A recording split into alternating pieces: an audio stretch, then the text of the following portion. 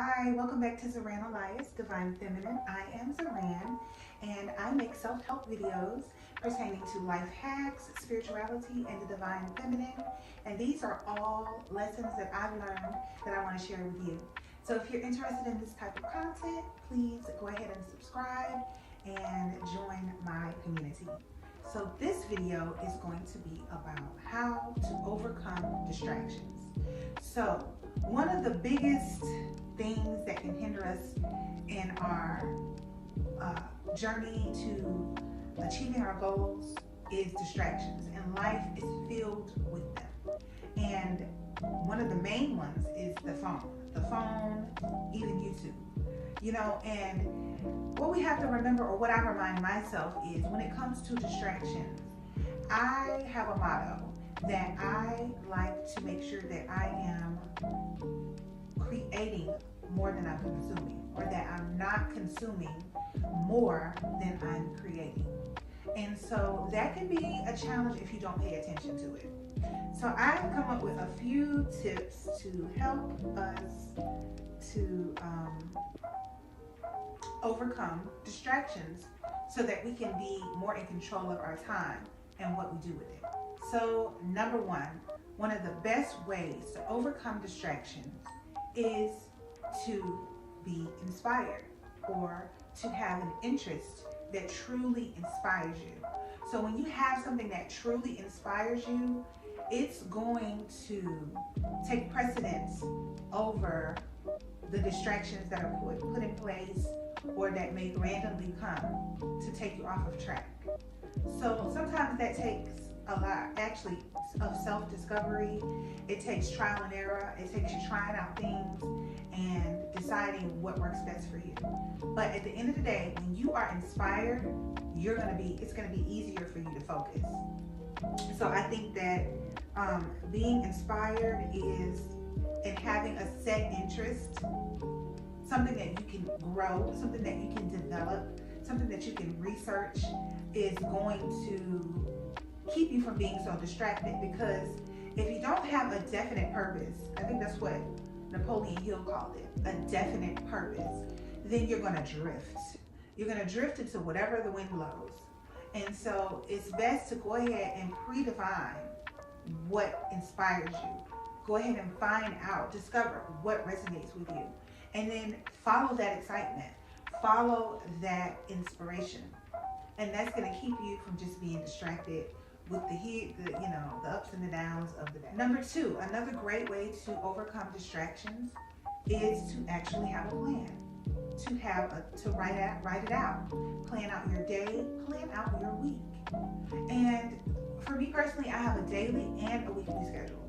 So in other words, every Friday, there are certain things I do to keep up with my self-care and certain things like that. Every Saturday, there's certain things I do, like go to the gym or hiking. On Sundays, I have something that I do every Sunday, which is grocery shop and meal plan, or Tuesday through Thursday, I trade in the market. So having a weekly and daily plan or schedule will help you to manage your time better and avoid distractions. So,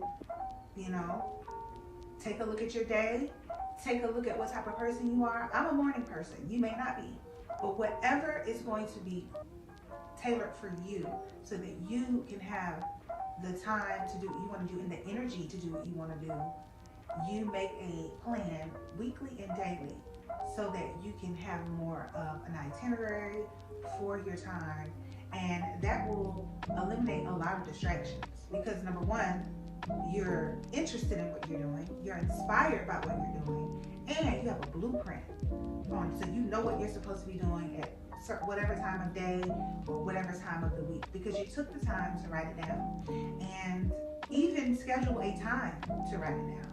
I write out my weeks every Sunday. At the beginning of the year, I wrote out my daily schedule, and I've been using that all year. I've done a little changing to it, but it's pretty much memorized now. So I know what I'm supposed to be doing throughout the day.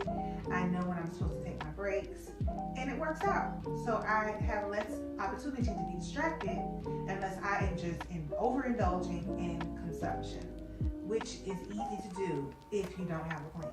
The next thing that's going to help you to avoid and overcome distractions is having a strong morning routine.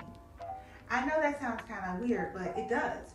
By you having a strong morning routine where you are able to set aside time to do the things that make you powerful, and set aside time to meditate and be grateful, set aside time to set your intentions for the day, that morning routine is going to put you in the right direction, so you are already on your way before the distraction even meets you at the door.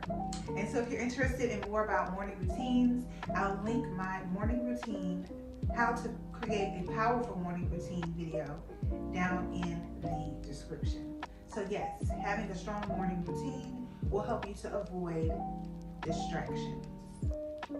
Here's another good one. Now, self-care. I'm not saying spend all your time painting your nails and doing facials. But what I will say about avoiding distractions is, a lot of the times when we're distracted, when we're scrolling on TikTok, when we're scrolling on Instagram, when we're scrolling on YouTube, there's things about ourselves, there's certain self-care things that we could be doing. And you're always going to benefit from taking care of yourself. And so from self-care, it doesn't just have to be grooming. It could be preparing your meals. It could be creating a nice environment. It could be your chores, your tasks. But basically, when you focus on self-care as a whole, not only is it going to put you ahead of the game, because when you take care of yourself, it shows. When you are consistent with self-care, it shows, it glows. So I think that if you focus more on actual self-care, you'll find that some of that time that you've been distracted doing other things can actually go toward self-care. So that's just my perspective. And maybe it'll work for you. Because I know when you focus on self-care, that takes up a lot of time. And I'd rather be taking care of myself. I'd rather be taking care of myself than somewhere distracted. Because that self-care is going to pay off. And self-care can also be working out, reading, learning. All of that is involved with self-care. So focus on all the things that's going to make you better, that's going to level you up all the way through, from head to toe, inner and outer. And when you focus on self-care, it's going to take priority over distractions. And it's inspirational. You know, who's not interested in self-care? And if you're not, give it a whirl. You might like it. And you're going to benefit from it. Okay, so here's a good one. Another good way to overcome distractions that I've been using is to celebrate small goals. So basically, throughout the day, if I achieve something, if I reach my goal, whether it's just to make up my bed, even if it's just making my bed, that to me deserves celebration. And so if you're celebrating throughout the day, it's fun.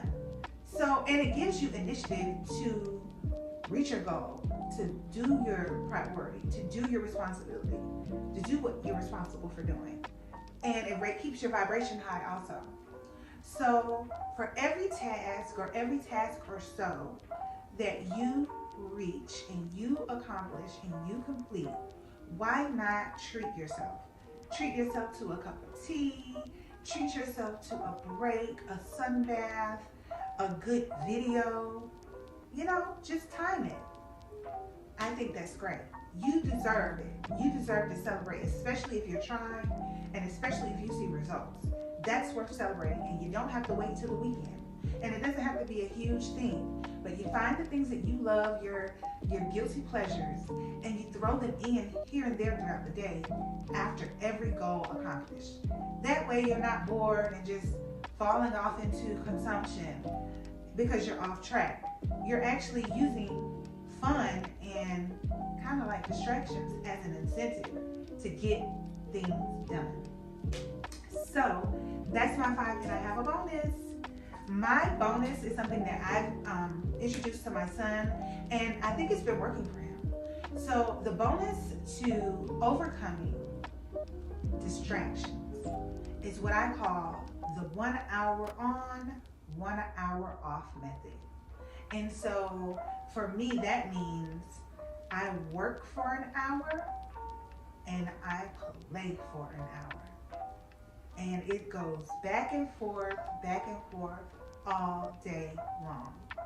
So this is a method that I use for my son. He is a homeschooler, and this gives him he's so much more productive this way, because he doesn't have to.